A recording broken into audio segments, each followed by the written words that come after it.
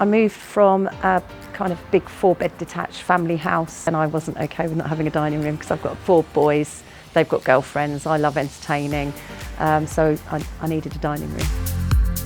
I went with one of the very well-known window companies who came and quoted me £85,000. So I was Googling and found Conservatory land through Google searches and gave them a call, and the rest is history.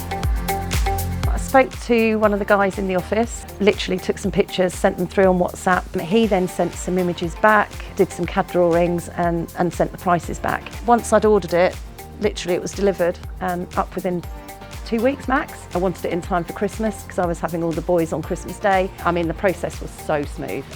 I found dealing with Conservatory land to be really good, and the after service has been brilliant as well.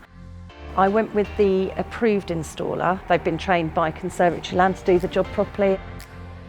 Dealing with the approved installer was really easy. I went for a conserva base, which was really easy. It's lovely, it's great, I can entertain.